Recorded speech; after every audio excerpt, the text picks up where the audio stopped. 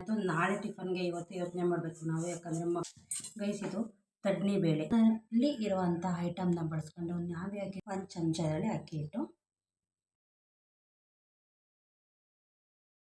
Hi friends, welcome back. Friends, ಇವತ್ತು Friday morning ಅಂದರೆ 11:30 ಆಗೋಗಿದೆ. ಮನೆ ಕ್ಲೀನಿಂಗು ಸುಮಾರು ಕೆಲಸ ಇತ್ತು. ಸೊ ಹಾಗಾಗಿ ಟಿಫನ್ ಮಾಡೋಕ್ಕಾಗಿರಲಿಲ್ಲ.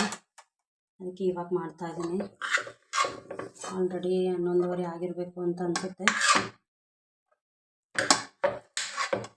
ಟೈಮ್ ಆದಮೇಲೆ ಟಿಫನ್ ತಿನ್ನೋಕ್ಕೂ ಆಗಲ್ಲ. ಗೈಸ್ ನೋಡ್ತಾ ಇರ್ಬೋದು. ಬನ್ನಿ ಟಿಫನ್ ಮಾಡೋಣ. ಎಲ್ಲರೂ ಟಿಫನ್ ಆಗಿದೆ ಅಂತ ಅಂದ್ಕೊತೀನಿ. ನೋಡ್ತಾ ಇರ್ಬೋದು ಟೈಮಿಂಗ್ಸು 11:20 ಆಗೋಗಿದೆ. ಇನ್ನು ಸುಮಾರು ಕೆಲಸ ಇದೆ.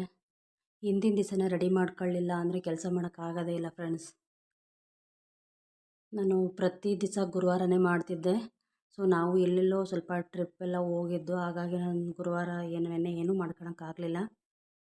ಇವತ್ತು ಎಲ್ಲ ಧೂಳೆಲ್ಲ ಹೊಡ್ಕೊಂಡು ಶುಕ್ರವಾರ ಬೇರೆ ಆದಳು. ಇವಾಗ ತುಂಬಾ ಮನೆ ಎಷ್ಟೇ ಕ್ಲೀನ್ ಮಾಡಿದ್ರು ತುಂಬಾ ಧೂಳಾಗಿರುತ್ತೆ. ಕ್ಲೀನ್ ಮಾಡಿ ಮಾಡಿ ಮಾಡಿ ಸಾಕಾಗ್ತೀನಿ. ಟಿಫನ್ ಮಾಡೋಣ.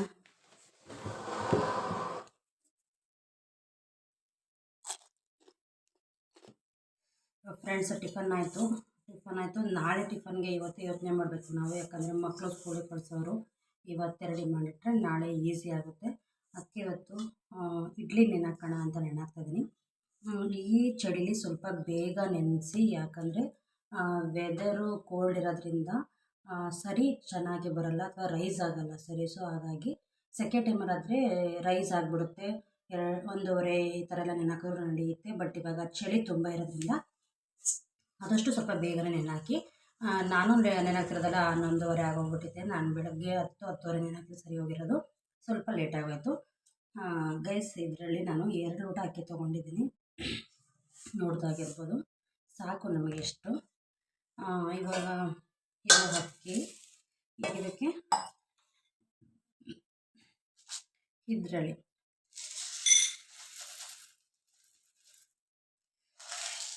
ಗೈಸ್ ಇದು ತಡ್ನಿ ಬೇಳೆನ ಎಷ್ಟೋ ಜನ ಗ್ಯಾಸ್ಟ್ರಿಕ್ ಅಂತ ತಿನ್ನೋದೇ ಇಲ್ಲ. ಸೊ ಹಳ್ಳಿ ಕಡೆ ಇದನ್ನು ತುಂಬ ಬೆಳೀತಾರೆ, ಆದರೂ ಅದನ್ನು ಬಳಸಲ್ಲ. ಒಂದೊಂದು ದಿವಸ ತಿಂದರೆ, ಪ್ರತಿ ದಿವಸ ಯಾವ್ದಾದ್ರು ತಿಂದರೂ ಗ್ಯಾಸ್ಟ್ರಿಕ್ಕೇ ಆಗೋದು. ಬಟ್ ಒಂದೊಂದು ದಿವಸ ತಿಂದರೆ ಏನೂ ಆಗೋಲ್ಲ. ಇದು ಗ್ಯಾಸ್ಟ್ರಿಕ್ ಆಗದಿರೋ ಥರ ಕೆಲವೊಂದು ಪದಾರ್ಥಗಳನ್ನ ಬಳಸಿದ್ರೆ ಇದು ಗ್ಯಾಸ್ಟ್ರಿಕ್ ಆಗೋಲ್ಲ ಗೈಸ್. ನೋಡ್ತಾ ಇರ್ಬೋದು. 1 ಬೌಲ್ ನಾನು ತಡ್ನಿ ಬೇಳೆ ತಗೊಂಡಿದ್ದೀನಿ. ತಡ್ನಿ ಬೇಳೆ ಇಡ್ಲಿಗೆ ತುಂಬ ಚೆನ್ನಾಗಿ ಸ್ಮೂತ್ ಕೊಡುತ್ತೆ, ತುಂಬ ಟೇಸ್ಟ್ ಕೊಡುತ್ತೆ. ನಾನು ತುಂಬ ಸಲ ಮಾಡಿದ್ದೀನಿ ಈಗ ಇದನ್ನು.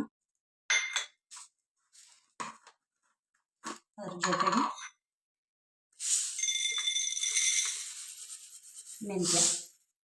ಮೆಂತ್ಯ ನಾನು ಏನು 1 ಬೌಲು ತಡ್ನಿಬೇಳೆ ತೊಗೊಂಡಿದ್ದೆ ಬಟ್ಲು, ಅದರಲ್ಲಿ ಅರ್ಧ ಬಟ್ಲು ಮೆಂತ್ಯ ತಗೊಳ್ಳಿ.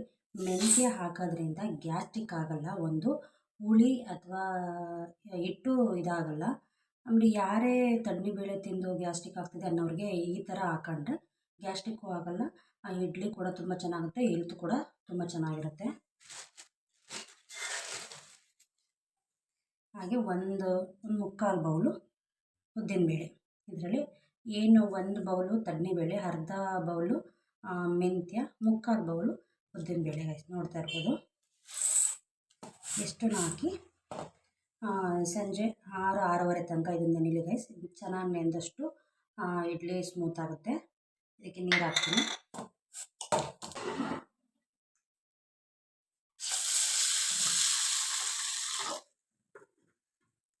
ಇಡ್ಲಿಗೆ ಯಾವತ್ತೇ ನೆನೆಸಿದ್ರೂ ಹಾಕೋಂಥ ಬೇಳೆಗಳನ್ನ ಸಪ್ರೇಟಾಗಿ ನೆನೆಸಿ ಮತ್ತು ಅಕ್ಕಿನ ಸಪ್ರೇಟಾಗಿ ನೆನೆಸಿ. ಅಕ್ಕಿನ ನಾವು ತರಿಯಾಗಿ ರುಬ್ಕೊತೀವಿ. ಬೇಳೆಗಳೆಲ್ಲದನ್ನು ನಾವು ಸ್ವಲ್ಪ ನುಣ್ಣು ರುಬ್ಕೊಳ್ಳೋದ್ರಿಂದ ಸಪ್ರೇಟಾಗಿ ನೆನೆಸ್ಕೋಬೇಕಾಗತ್ತೆ.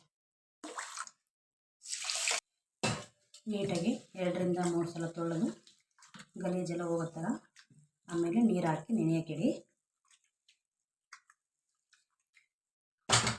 ಇದನ್ನು ಅಷ್ಟೇ ಸೊಸೈಟಿ ಅಕ್ಕಿ ಡಿಪೋ ಅಕ್ಕಿ ಆಗಿರೋದ್ರಿಂದ ಇದನ್ನು ಚೆನ್ನಾಗಿ ತೊಳೆದ್ಬಿಡಿ. ನಾವು ಇವಾಗ ಏನು ತೊಳಿತೀವಿ ಅಷ್ಟೇ, ಆಮೇಲೆ ನಾವು ತೊಳೆಯೋಕ್ಕಾಗಲ್ಲ. ನೀಟಾಗಿ 2-3 ಸಲ ತೊಳೆದು ನೆನೆಹಾಕಿಟ್ಬಿಡಿ. ಇದನ್ನು ಯಾವತ್ತೇ ಇಡ್ಲಿ ಮಾಡಿದ್ರೂ ನೀವು ಯಾವ ಬೇಳೆ ಹಾಕಿದ್ರೂ ಮೆಂತ್ಯ ಮಾತ್ರ ಮಿಸ್ ಮಾಡಬೇಡಿ. ಮೆಂತ್ಯ ಯಾಕೆಂದರೆ ಎಷ್ಟೋ ಜನಕ್ಕೆ ಇಡ್ಲಿ ಗ್ಯಾಸ್ಟಿಕ್ ಅಂತಾರೆ. ಸೊ ಮೆಂತ್ಯ ಹಾಕೋದ್ರಿಂದ ಗ್ಯಾಸ್ಟಿಕ್ ಆಗೋಲ್ಲ. ಆಮೇಲೆ ತಂಪು ಜಾಸ್ತಿ ಇರುತ್ತೆ ಮೆಂತ್ಯದಿಂದ. ಅದರಲ್ಲೂ ಮುಖ್ಯವಾಗಿ ಕಾರಣ ಅಂದರೆ ಮಕ್ಕಳಿಗೆ ಮೋಷನ್ ಮಾಡೋಕ್ಕಾಗ್ತಿರಲ್ಲ ಅಂಥವಕ್ಕೆ ತುಂಬ ಹೆಲ್ಪ್ ಆಗುತ್ತೆ ಮೆಂತ್ಯ. ಮಕ್ಕಳಿಗೆ ಡೈಜೆಷನ್ಗೆ ತುಂಬಾ ಹೆಲ್ಪ್ ಆಗುತ್ತೆ. ಸೊ ಹಾಗಾಗಿ ಮೆಂತ್ಯನ ಊಟದಲ್ಲಿ ಹೆಚ್ಚಾಗಿ ಬಳಸಿ. ಮಕ್ಕಳಿಗೆ ಮೆಂತ್ಯ ಕೊಡೋದ್ರಿಂದ ತುಂಬಾ ಒಳ್ಳೆಯದು. ಸಂಜೆ 6-6:30ವರೆಗೂ ಇದು ನೆನೆಲಿ ಗೈಸ್. ಫ್ರೆಂಡ್ಸ್, ಲೇಡೀಸು ಸಾಮಾನ್ಯ ಮನೆ ಕೆಲಸ ಅದು ಇದು ಅಂತ ಸರಿಯಾದ ಟೈಮಿಗೆ ಟಿಫನ್ ಮಾಡಲ್ಲ.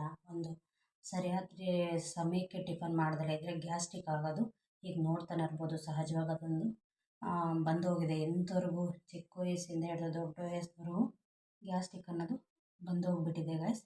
ಅದಕ್ಕೆ ನೀವು ಯಾರಾದರೂ ಊಟ ತಿಂದರೆ ಎದೆ ಉರಿಯುತ್ತೆ, ಎದೆ ಒತ್ತುತ್ತೆ ಅನ್ನೋರು ಊಟ ಆದಮೇಲೆ ಇಲ್ಲ ಊಟಕ್ಕಿಂತ ಮುಂಚೆ ತಿಂದರೂ ಆಗುತ್ತೆ.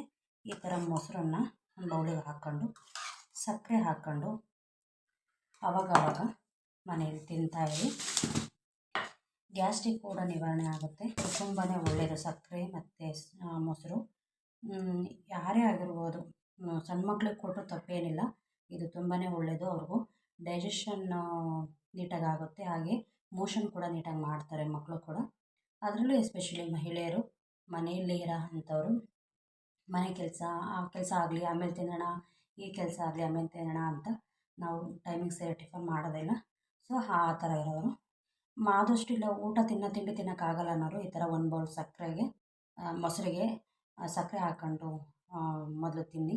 ಆದಷ್ಟು ನಮ್ಮ ಗ್ಯಾಸ್ಟ್ರಿಕ್ನ ಇದು ಕಂಟ್ರೋಲ್ ಮಾಡುತ್ತೆ ಗೈಸ್. ಫ್ರೆಂಡ್ಸ್, ನಾವು ಹೆಣ್ಮಕ್ಳು ಅಡುಗೆ ಮನೆ ಸೇರ್ಕೊಂಡ್ರೆ ನಮ್ಮನ್ನು ನಾವು ಮರ್ತೇ ಹೋಗ್ತೀವಿ. ಕೆಲಸ, ಮನೆ, ಪಾತ್ರೆ ತೊಳೆಯೋದು, ಅಡುಗೆ ಮಾಡೋದು, ತಿಂಡಿ ಮಾಡೋದು, ಮಕ್ಕಳು ಹೊರಡ್ಸೋದು, ಇದೇ ನಮ್ಮ ಪ್ರಪಂಚ ಆಗೋಗಿರುತ್ತೆ. ನಾವು ಹೊರಗಡೆ ಹೋಗಿ ಅಥವಾ ಪಾರ್ಲರ್ಗೆ ಹೋಗಿ ಫೇಶಿಯಲ್ ಮಾಡಿಸ್ಕೊತೀವಿ, ನಾವು ನಮ್ಮ ಸ್ಕಿನ್ನ ರಕ್ಷಣೆ ಮಾಡ್ಕೊತೀವಿ ಅನ್ನೋದು ದೂರದ ಮಾತು. ಯಾವುದೋ ಒಂದು ಮದುವೆ ಫಂಕ್ಷನಲ್ಲಿ ಮಾಡಿಸ್ಕೊತೀವಿ 6 ತಿಂಗಳಿಗೂ 3 ತಿಂಗಳಿಗೂ ಒಂದು. ಬಟ್ ಮನೇಲಿ ನಾವು ನಮ್ಮ ಪ್ರಪಂಚ ಅಂದರೆ ಕೋಣೆ, ಕಿಚನ್ ಆಗಿರುತ್ತೆ.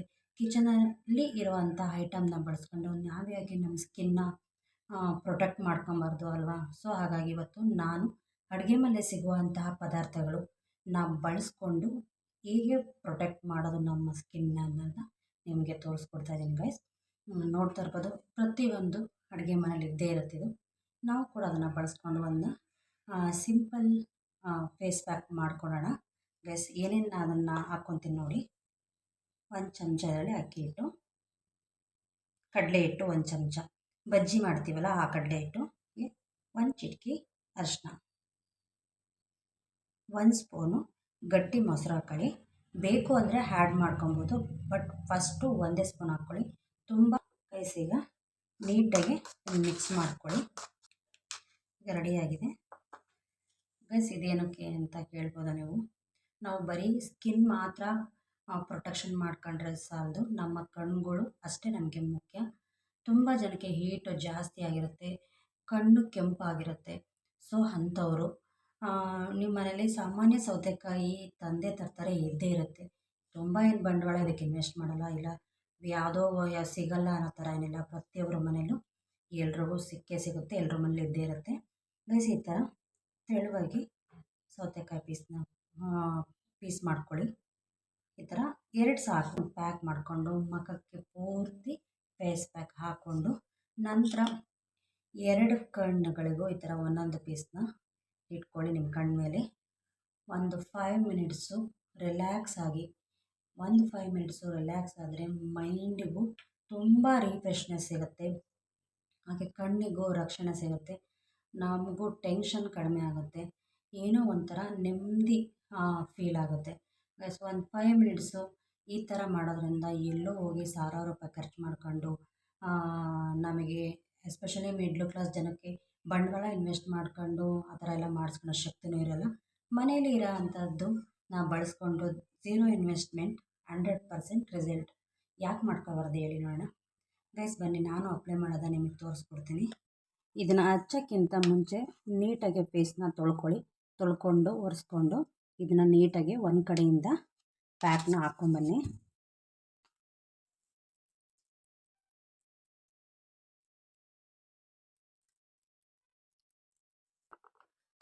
ಗೈಸ್ ಈಗ ಹಾಕಾಯಿತು. ಈಗ 5 ಮಿನಿಟ್ಸು ನೀಟಾಗಿ ನಿಧಾನಕ್ಕೆ ಮಸಾಜ್ ಮಾಡಿ ಅಪ್ಪರ್ ಲಿಪ್ಸು ಅಂದರೆ ತುಟಿಯ ಮೇಲ್ಭಾಗ,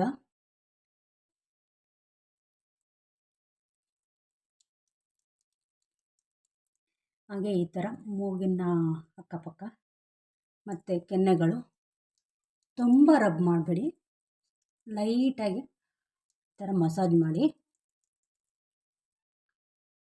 ಕಣ್ಣಿನ ಕೆಳಭಾಗ,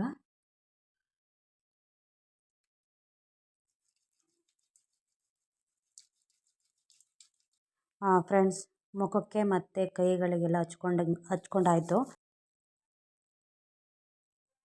ಇಟ್ಕೊಂಡಿದ್ವಲ್ಲ ಸೌತೆಕಾಯಿ ಪೀಸ್ನ ಕಣ್ಣು ಮೇಲೆ ಇಟ್ಕೊಂಡು ಒಂದು 5 ನಿಮಿಷ ರಿಲ್ಯಾಕ್ಸ್ ಮಾಡಿ ಕಣ್ಣು ಪೂರ್ತಿ ತಣ್ಣಗಾಗುತ್ತೆ. ಒಳ್ಳೆ ರಿಸಲ್ಟ್ ಕೊಡುತ್ತೆ. ಫ್ರೆಂಡ್ಸ್ ಎಲ್ಲ ಡ್ರೈ ಆಗ್ತಿದೆ, ನಾನೀಗ ಫ್ರೆಶ್ ಅಪ್ ಆಗ್ತೀನಿ. ಫ್ರೆಶ್ ಅಪ್ ಆದಮೇಲೆ ನಿಮಗೆ ತೋರಿಸ್ತೀನಿ ಸ್ಕಿನ್ ಯಾವ ಥರ ಗ್ಲೋ ಆಗುತ್ತೆ ಅಂತ. ಫ್ರೆಂಡ್ಸ್ ನೋಡ್ತಿರ್ಬೋದು, ಫೇಸ್ನ ವಾಶ್ ಮಾಡ್ಕೊಂಬಂದೆ. ನಿಜವಾಗ್ಲೂ 100% ರಿಸಲ್ಟ್. ನೀವು ಕೂಡ ಟ್ರೈ ಮಾಡಿ ನೋಡಿ, ಮಾಡೋದ್ರಲ್ಲಿ ತಪ್ಪೇನಿಲ್ಲ. ಯಾವುದೇ ರೀತಿ ಸೈಡ್ ಎಫೆಕ್ಟ್ ಇಲ್ಲ, ಇಲ್ಲ ಕೆಮಿಕಲ್ ಅನ್ನೋ ಥರ ಇಲ್ಲ. ಮನೇಲಿರೋ ಅಂಥ ಥಿಂಗ್ಸು ಪ್ರತಿಯೊಂದು ನಾವು ಊಟಕ್ಕೆ ಅಂತ ಬಳಸೋ ಅಂಥ ಥಿಂಗ್ಸು ಐಟಮ್ಸ್ಗಳು. ಸೊ ಬಳಸೋದ್ರಲ್ಲಿ ತಪ್ಪಿಲ್ಲ, ಯಾವುದೇ ರೀತಿ ಸೈಡ್ ಎಫೆಕ್ಟ್ ಇಲ್ಲ. ನಿಜವಾಗ್ಲೂ ಒಂದು ಗುಡ್ ರಿಸಲ್ಟೇ ಬರುತ್ತೆ. ನೀವು ಕೂಡ ಒಂದು ಸಲ ಫಾಲೋ ಅಪ್ ಮಾಡಿ. ಗೈಸ್ ನಾನು ಇಲ್ಲಿಗೆ ಈ ವಿಡಿಯೋನ ಎಂಡ್ ಮಾಡ್ತೀನಿ. ನನ್ನ ವಿಡಿಯೋನ ಯಾರೆಲ್ಲ ನೋಡ್ತಾಯಿದ್ದೀರಾ ಸಬ್ಸ್ಕ್ರೈಬ್ ಮಾಡ್ಕೊಂಡು ನೋಡಿ. ನಾನು ಮಾಡೋ ಅಂಥ ವಿಡಿಯೋದ ಪ್ರತಿಯೊಂದು ನೋಟಿಫಿಕೇಷನ್ನು ನಿಮಗೆ ಬರುತ್ತೆ. ಗೈಸ್ ನಾನು ಯಾವುದೇ ಒಂದು ವಿಡಿಯೋ ಮಾಡಿದ್ರೂ ಒಂದು ಸಿಂಪಲ್ ಟಿಪ್ಸ್ ಇಟ್ಟಿರ್ತೀನಿ ಅದಕ್ಕೆ. ಯಾವ ವಿಡಿಯೋ ಆದರೂ ಅಷ್ಟೇ, ಹೆಲ್ತ್ ಬಗ್ಗೆ ಆಗಿರ್ಬೋದು ಅಥವಾ ಸ್ಕಿನ್ ಬಗ್ಗೆ ಆಗಿರ್ಬೋದು, ಯಾವುದಾದ್ರೂ ಒಂದು ಯೂಸ್ಫುಲ್ ಆಗೋ ಅಂಥದ್ದು ಒಂದು ಟಿಪ್ಸ್ನ ನಾನು ನನ್ನ ವಿಡಿಯೋದಲ್ಲಿ ಪ್ರತಿ ವಿಡಿಯೋದಲ್ಲೂ ನಾನು ಇಟ್ಟಿರ್ತೀನಿ ಗೈಸ್. ಸೊ ಅದಕ್ಕೋಸ್ಕರ ಕೊನೆವರೆಗೂ ವಿಡಿಯೋನ ಸ್ಕಿಪ್ ಮಾಡ್ದಲೇ ವಾಚ್ ಮಾಡಿ. ಯಾರೆಲ್ಲ ನನ್ನ ವಿಡಿಯೋ ನೋಡ್ತಾಯಿದ್ದೀರಾ thank you so much guys. ಹೀಗೆ ಸಪೋರ್ಟ್ ಮಾಡಿ, ಎಂಕರೇಜ್ ಮಾಡಿ. ನಿಮ್ಮ ಒಂದು ಎಂಕರೇಜ್ಮೆಂಟ್ ನಮಗೆ ನಿಜವಾಗ್ಲೂ ಯೂಸ್ಫುಲ್ ಆಗುತ್ತೆ. ಹಾಗಂತ ಹೇಳ್ತಾ ನಾನು ಈ ವಿಡಿಯೋನ ಎಂಡ್ ಮಾಡ್ತಾಯಿದ್ದೀನಿ.